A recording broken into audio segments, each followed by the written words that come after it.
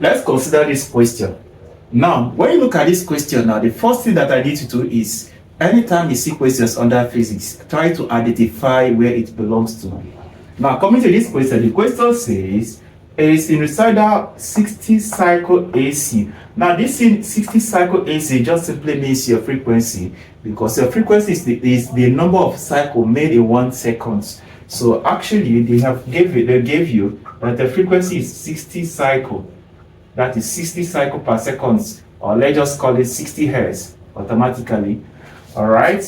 Now, 60 cycle AC voltage reads 120 volts. Now, because they say that this 60 cycle voltage reads 120 volts, now this reads 120. Because of this read, this your 120 here is your VRMS, which is equal to 120. Remember, they can also use another way.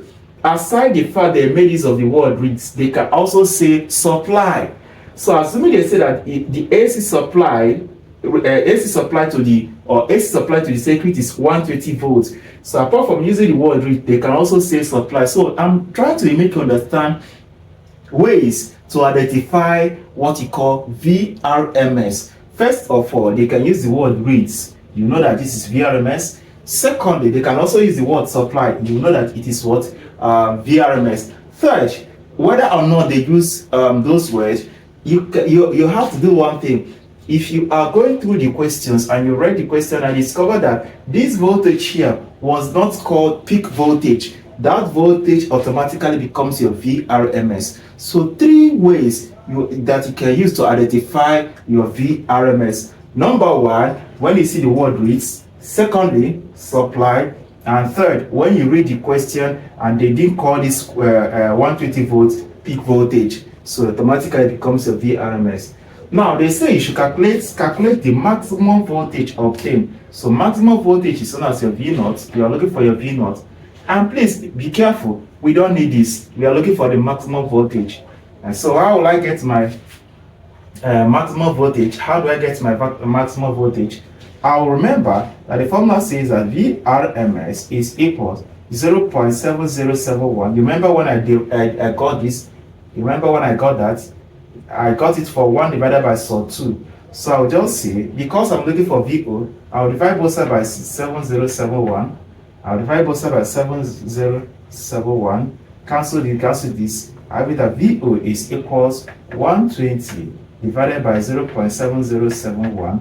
So which is equals, when I divide it, I have 120 divided by 7071. And what's the answer now? My answer is 169.7 volts. That is my answer, which is option A. And that's all. Let's consider the second question. Can you solve this question? It is very simple. Now let's look at the question. The question says, in an AC circuit, the alternating current across a resistor is given by I equals 3 sine 100 by T. Calculate the root mean square value of the current. So we are looking for the root mean square. Now, if you look closely to the answers, you will discover that the answers are not like the former one that I did. All of them has their square roots. Now remember that the formula for root mean square current says IRMS is equals what? IO all over what? Sod 2. Remember, it also have another one called 7071 IO. So, but I'm not going to use this one because the question has a lot of square root. I'm going to use this one to solve my question. Now I'll just quickly say that my IRMS is equals, what is my IO? If I look at this now, you know that I can find my IO here before the sign. Remember when I taught you about instantaneous value? So I'll just say my 3 over is going to be what? 3 over what? Sod 2. And you know sod cannot be below. So you now say multiply sod 2, so which is going to give me what now? 3 sod 2 all over. Sod 2 times sod 2 will give me sod 4. And square root of 4 is going to give me what now? 2. So this is their final answer. Which is what? Option A. Now solve this question. If you find this video helpful, don't forget to subscribe and also share this video to your friends to benefit from this as well.